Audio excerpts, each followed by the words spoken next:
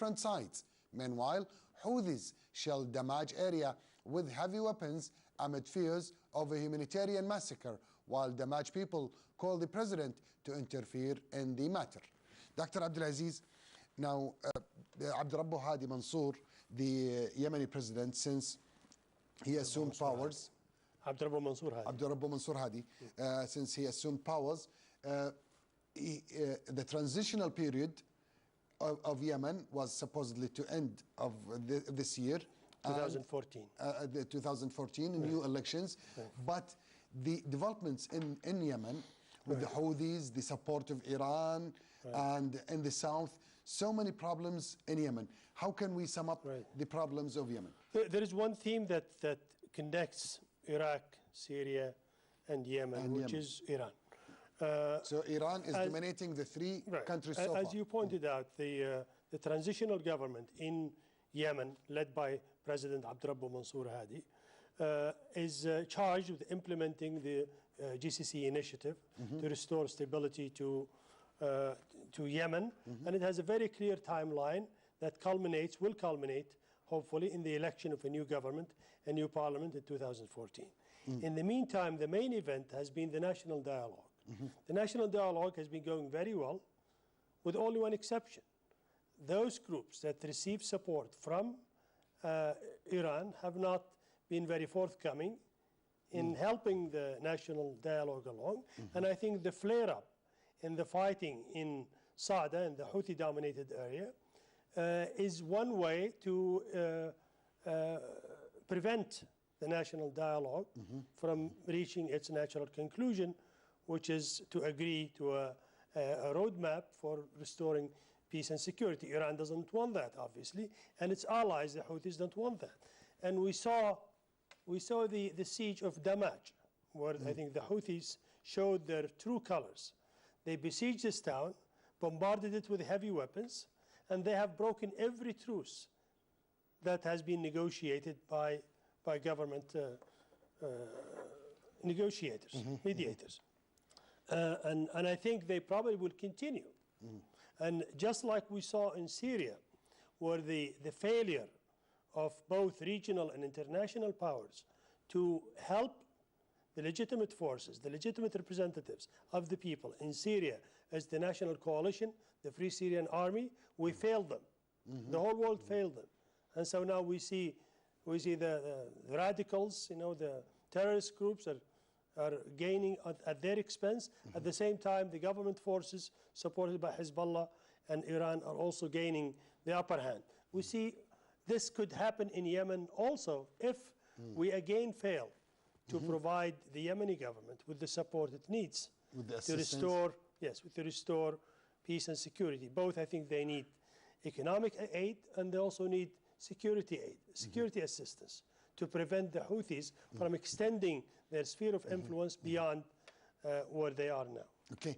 Dr. Al-Manna, sir, now, if we're to discuss the Yemeni case alone, how do you read the developments, and are we able to solve the conflicts within the GCC countries as the Gulf Peace Initiative says? I think yes. We hope that the GCC countries will succeed to solve the problem. It is the GCC initiative which brought the Yemenis to the table of negotiations and the departure of President Ali Abdullah Saleh. But I think there are still players who wanted actually to repeat what had happened before during the rule of Ali Abdullah Saleh.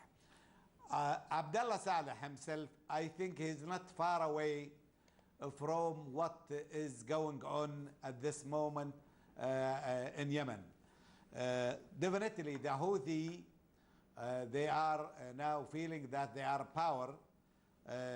They had been hit very badly by the government of Yemen and war of attrition for a long time, but they still having their own power.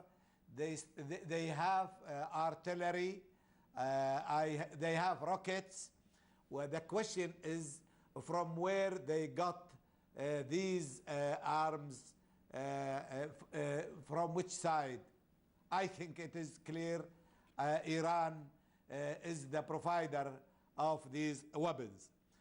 The other party is the parties in the south, the southern movement. They really feel that they've been depressed by the north. They want to recreate the Republic of South Yemen, but still they cannot declare that very clearly. They are waging also this kind of protest and probably violence. Okay. The Qaeda is the major player. Al-Qaeda, especially in the south of Yemen, in Abiyan, especially in other part of the Republic of South Yemen before, they are creating their own zones and they are fighting the government. And Hussein, I want you to remember that so many officers and air pilots and also thinkers had been assassinated, and that reminded us for what happened in Iraq after the fall of Saddam Hussein regime, when so many scholars, especially those who are on the scientist side, being hunted and assassinated. I think what is going on in Yemen, it is similar, but on the military side more than in the civilian side. Okay. I think we have a responsibility in the GCC to help President Abd Rabbuh Mansour Hadi and his government to overcome this problem. We need to move very quickly because Yemen is not far away. It is our next door. Yes, exactly. Professor Schleifer, sir, if we are to review the Yemeni situation and the development in the, let's say, the involvement of Al-Qaeda, the Americans using the drones, how do you see the situation in Yemen?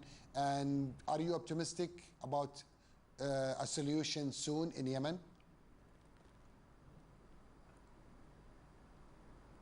Well, I would imagine that one would be as pessimistic about the situation as Yemen as the situation in Syria and Iraq. Yemen is complicated because, again, you have like two separate struggles going on. On one hand, you do have regional groups which feel they have been isolated. The Houthis just do not come from nowhere. They don't sort of spring out of the air. You had a uniquely Yemeni Shia, it's a different Shia sect, but a uniquely Shia sect that has been always prevalent in the north and once was the ruling authority before there was a civil war, which finally led to the overthrow of the Imamate and the creation of a republic. And so it isn't that they themselves have just sort of parachuted in there. They reflect a concern for an area which felt it has not been dealt with. And the same applies with the South. I mean, once, a decade or so ago, you had the Republic of South Yemen, and there was a war, and they lost, and they became part of Yemen. So I think that then you have a completely different struggle, which we could say is ideological, and that is the presence of Al-Qaeda, on one hand, representing extremist, extremist Sunni group that will kill any moderate Sunnis who stand in their way, these assassinations we've been talking about. And at the same time, you have Salafist forces who have moved into the north and fight on their own, fighting with the Houthis and others. So I think what the central government has to do is, first of all, look towards a more federal form in which they can resolve legitimate grievances on the part of both the northern and southern communities with more autonomy, perhaps under a federal framework, and by doing that, isolate the two ideological forces which really do not represent, in either case, do not represent the Yemenis. And they have to do that. They can't just say, oh, well, we want everyone to sit around and participate. Okay. The fact that the Houthis are taking weapons from Iran does not necessarily, as I said, mean that they were parachuted in there by the Iranians. They were they don't even belong to the same sect as the Shiite sect as the Iranians. So the Iranians took advantage of a situation where you had this natural antagonism, and where were the Houthis going to get their armaments from? Okay. So I think we have to be a little more detached and look at autonomy and a federal system as possibly a way of isolating the extremist ideological groups, in Yemen. both Al-Qaeda and Salafi that are in play. That's a clear idea.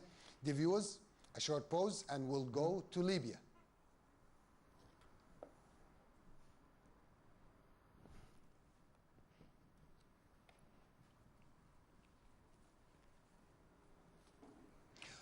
Welcome back to Political Agenda. We do apologize for the technical default. Let's go to Libya. Libya saw the ouster of Muammar al-Gaddafi as a result of the Arab Spring. Meanwhile, street fighting continues in Tripoli between local citizens protesting and some armed gangs from Misrata terrorizing the people in Tripoli. Civilian groups in Tripoli have organized to evact peacefully the armed Islamist bridges from Misrata that have operated in Tripoli Gragur district. Dr. Abdulaziz Al-Awaishi, we sum it up in Libya, and we'll take one sentence about Tunisia because it's been the simplest. Libya, we thought just by ousting Muammar al-Gaddafi things will go better, but now every Misrata has its own country, Benghazi is almost different, Tripoli, and we see how is it by 42 years of rule of Muammar al-Gaddafi have eliminated all political elements, and that's why people cannot start democracy, or what's the trouble in Libya? It's certainly part of it. I think you're right. We see now a string of city-states, almost, and they're fighting with each other over dominance and how to run the country and how to divide its resources. Keep in mind that Libya is a very rich country, and the spoils or the stakes are very high. And so I think Libya, unfortunately, I think you're right about the responsibility of al-Gaddafi, and that he made sure that once he's removed, that Libya cannot be governed. He eliminated or destroyed all states, all institutions. And he deliberately did that, and he always argued that that's the right way. And he said he wasn't the president and there is no government and all of that. So he deliberately destroyed all state institutions, and the whole country was stitched together by his presence. And once he was removed, the collapse of the central government was very clear. However, I think the revolution bears some of the responsibility. I think there was a missed opportunity that immediately, I think, after al-Gaddafi was removed, and the government of Libya could have utilized that moment of euphoria inside Libya, and also the support of the international community to disarm the militias. They were very slow to do that. I remember many wise voices in Libya itself called for disarming the militias, enlisting them in the army, enlisting them in the security forces. Unfortunately, that hasn't happened. And we see the results today. We have every town, every tribe has their own militia, and they're vowing for power. Okay. Dr. Adil Manna, Libya, how do you read it, sir? Libya actually is a very complicated map, actually. After overthrow of Muammar al-Gaddafi, so many groups, so many militias, armed militias, existed in the Libya land, and they all they have their own different agenda. Unfortunately, because they been helped by the West to destroy Muammar al-Gaddafi power and took over. They also obtained arms, weapons from different types. And I remind you, the French president, Francois Hollande, he was, yes, when he was fighting in Mali, said that we provided the Libyan revolutionary with the arms, and now we are fighting the terrorists provided by the Libyans by the arms weapons we've been provided. There are actually different militias with different aims. You know, Libya before 1952 wasn't united. There are regions. Now Burga declared its autonomy. It's independence. And it is, yes, it is autonomy actually, still self-autonomy, but it is the first step to an independence. Also, there are others in the south who prepare themselves to follow suit. Okay. Some of the groups fighting for political power, others for financial power. You know that the government even cannot sell its oil. It has been capitalized by these groups. Okay. And the idea is clear. Dr. This situation is very serious and very dangerous. I want the weakness of the central government is the problem. Okay. Professor Schleifer, in 1 minute, sir, how do you sum up the situation in Libya?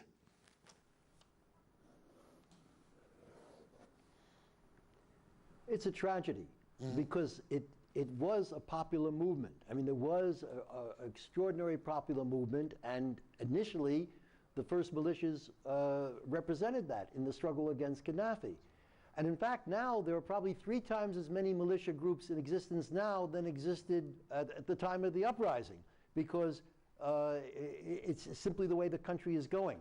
I think the only moral to draw from it is what I suggested before in Yemen, which is, again, given the fact that Libya had these different sectors, very self-conscious areas, Tripoli, Benghazi, the southern areas, autonomy generally only moves to independence when autonomy is denied.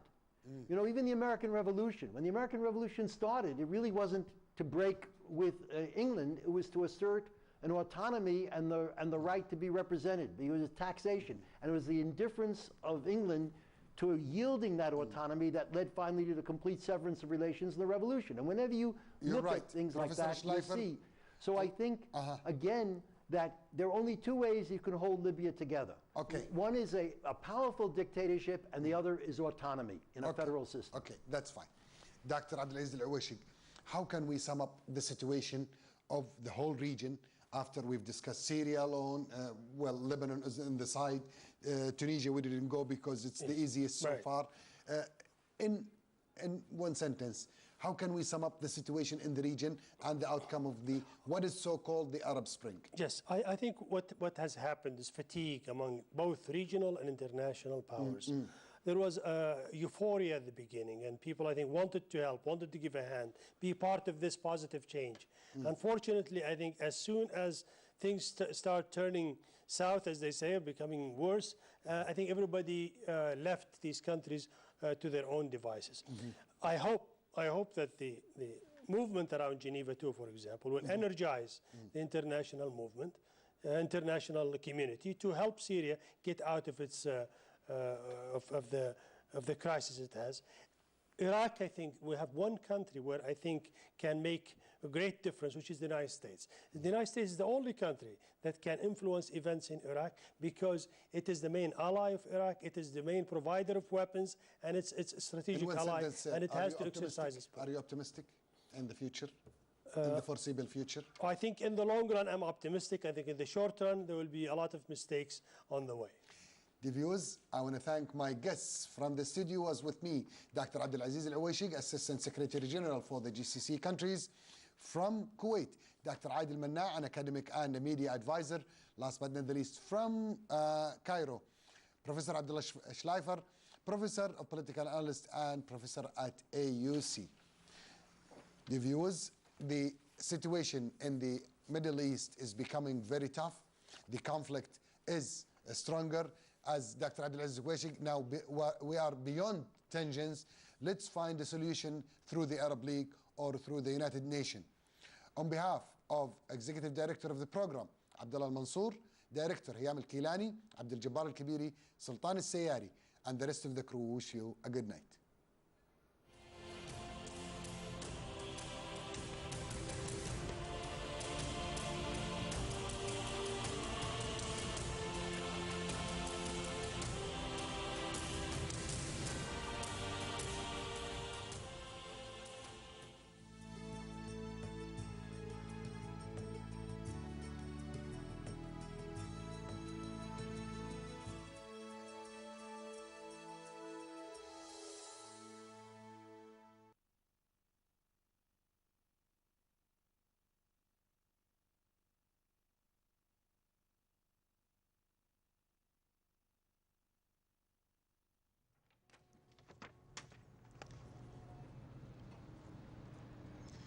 So you want to know what I find strange, Simon?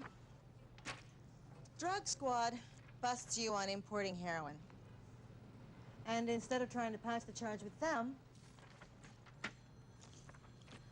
you call us in on a 12-year-old homicide that's already been solved. You think it's solved? 8 years old. What do you do? That's Colleen Walsh. She's the one who discovered her family. She had a good shrink. Listen to me. I'm not about to bring her in on this nightmare because some low-life dealer says the cops didn't do their job the first time around. If I help you solve a murder, that's got to be worth something. You guys can talk to drugs for me, right? Yeah, and if we find out you're smoking us, we'll talk to them all right. And you'll be facing 10 years. And you'll have 2 very unfriendly escorts. I know what I know. Walsh was moving into hard drugs. That's why he was killed. And there's a guy. The Rev. Is he in there? Who the hell is the Rev? He used to work with Walsh. After Walsh's death, he took over his business. You find him, find the Rev. He'll tell you who really killed that family. You better.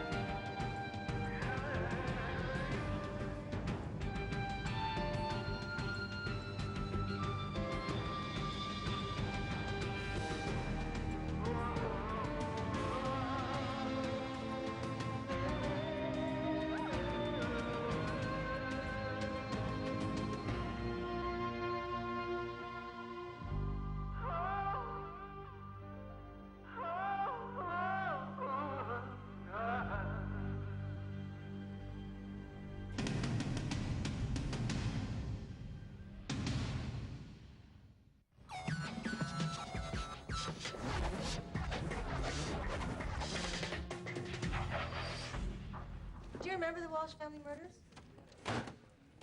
Yeah. You always remember the ones that killed their own kids.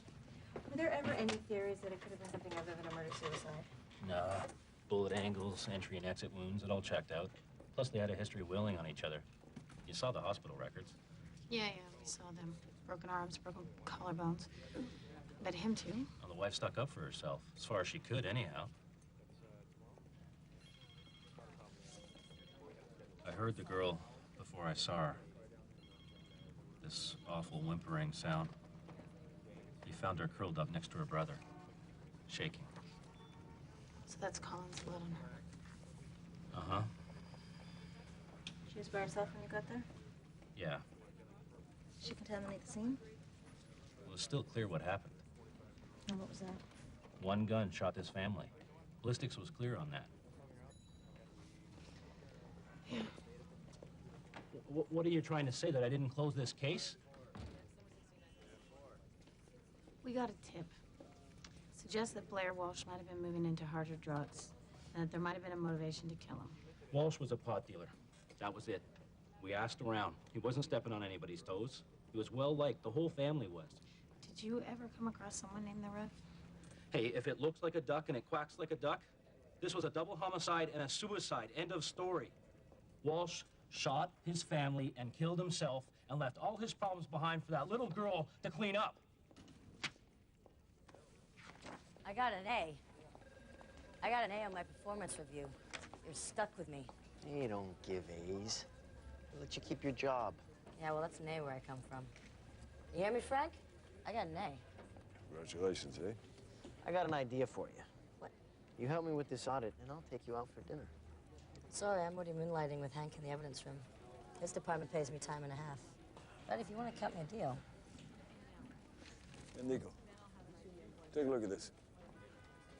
You remember a case a couple of years ago? Family's out running with their new German Shepherd, and suddenly, with no warning, dog chases the wife down, goes straight for her throat. And the weird thing is, husband just stood there and watched. Angry German Shepherd? I think I'd stand there, too. Maybe you should go talk to him. No bad dogs, Frank, just bad owners. Yeah, well, this guy was that, all right.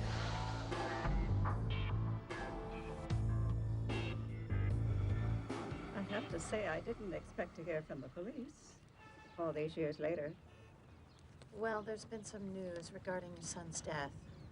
News, Detective? My son killed himself and his family 12 years ago. How can there be news?